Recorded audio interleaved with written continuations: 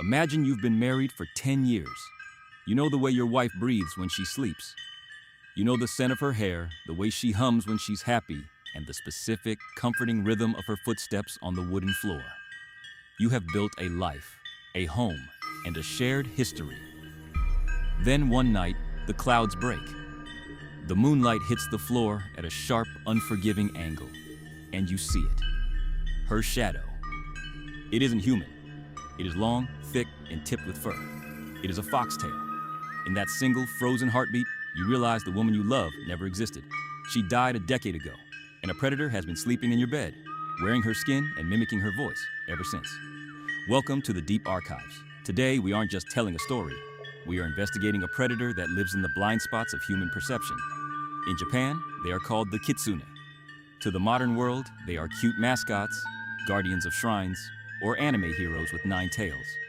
But to the ancestors of the Edo period, they were a walking existential crisis. They weren't just animals with magic.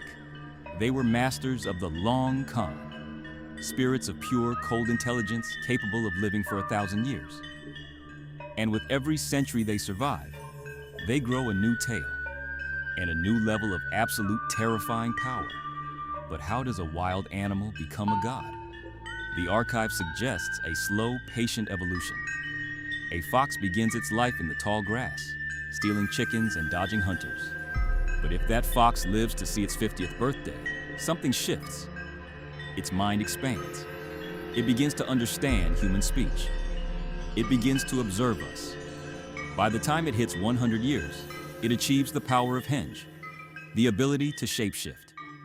This isn't just a costume, it is a perfect cellular mimicry. They don't just look like us, they inhabit the role.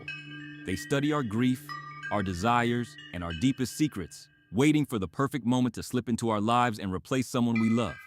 They don't just steal your life, they perfect it, making the deception almost impossible to break. The Kitsune's primary weapon is deception, but their methods vary depending on their rank and their alignments. In the archives, we categorize them into 2 distinct groups. First, there are the Zenko, the good foxes. These are the messengers of Inari, the god of rice and fertility. They are often depicted as pure white holy beings that guard shrines and bring prosperity. Farmers would leave offerings of fried tofu, abora age, at forest shrines for centuries, hoping to stay on the good side of these celestial guardians. To the Zenko, humans are subjects to be protected, or at the very least, observed with a distant divine curiosity. They are the order in the forest. But then, there are the Yako. These are the field foxes, the rogues, the ones who never accepted the yoke of a god. These are the Kitsune that haunt the dark roads and the lonely mountain passes. They don't want your prayers, they want your ruin. Their favorite game is the Kitsune-bi, foxfire. They create glowing, ghostly lanterns in the woods at night, leading weary travelers off the path, deep into swamps or over the edge of cliffs, just to hear the sound of the fall. They are the masters of gaslighting. A Yako might make a hungry man believe he is eating a royal banquet, only for him to wake up the next morning chewing on dried leaves and horse manure, his pockets filled with rocks he thought were gold coins. But their most invasive crime, and the one that terrified ancient families the most, is Kitsune-tsuki, fox possession. This is a dark chapter in the archive. Unlike a ghost that haunts a house, a kitsune haunts the bone. They enter the human body through the fingernails or the breast, slipping under the skin like a cold needle. Once inside, they don't just control you, they consume you. During the Edo period, this was a documented medical phenomenon. Families were socially exiled if fox sickness was suspected. The victim would change. Their eyes would grow slanted. They would develop an insatiable craving for beans, and they would speak in a high-pitched, yapping voice that wasn't their own. They were no longer a person. They were a vessel for a bored, cruel spirit. Let us look at the most high-profile case in the history of the archive, the assassination attempt on Emperor Konoe in the 12th century. It began with a woman named Tamamo no Mei. She appeared at the court as if from nowhere, yet she was more than just beautiful. She was a polymath. She could answer any question on philosophy, music, or history. She smelled of wildflowers and expensive silk. The emperor was captivated. He made her his favorite consort, ignoring his advisors and his duties. But as his obsession grew, his life force began to drain. It was as if he were being hollowed out from the inside. The emperor became a ghost of a man. He grew pale, his hair fell out, and he spent his days shivering in bed while Tamamo no Mae whispered into his ear. The royal doctors were baffled. There was no poison, no visible illness. It wasn't until a court astrologer named Abe no Yasuchika was called in that the evidence was found. He suspected a supernatural leech. He organized a grand ritual and forced Tamamo no Mae to hold a sacred mirror. He knew that while the human eye can be fooled, the reflection of a mirror never lies. When the glass caught her reflection, the illusion shattered instantly. The beautiful girl vanished, replaced by a massive golden-furred fox with 9 massive thrashing tails, each one thrashing with enough power to level the palace walls. She fled into the plains of Nasu, hunted by an army of 80,000 soldiers.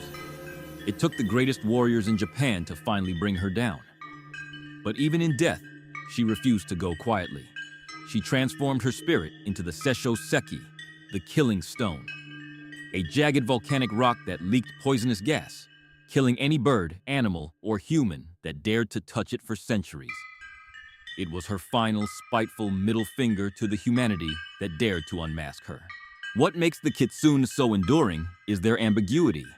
They are the ultimate gray area of mythology. They can be your most loyal protector, staying by your side for a lifetime as a faithful wife or a wise teacher, only leaving when their secret is discovered. There are stories of men who found out their wives were foxes and chose to keep the secret, purely because the love they felt, even if it was a lie, was more real than anything else they had known. Or they can be the force that burns your house down because you didn't bow low enough to a fox in the road. They represent the wild, untamable part of nature that refuses to be categorized. The archive remains open because the sightings haven't stopped. We see them in the fox weddings, those strange moments when it rains while the sun is still shining, a sign that a kitsune is moving their household under the cover of a magical veil.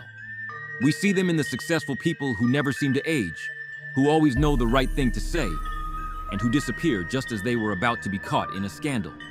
They are the masters of the pivot. The legend says that once a kitsune reaches 1,000 years, its fur turns white or gold, it gains the power of infinite vision, and it ascends to the heavens. It becomes a celestial fox. It no longer needs to hide because it has become part of the fabric of the universe itself. But until that day, they are still among us. They are the strangers who know a little too much about your past. The business partners who have no childhood photos and no living relatives. The eyes that watch you from the tall grass at the edge of the highway. They are the reminder that just because something looks human, speaks like a human, and loves like a human, doesn't mean it is human. The next time you see a fox stop and look you in the eye, don't look away first. Hold the gaze. You might just see the mask slip.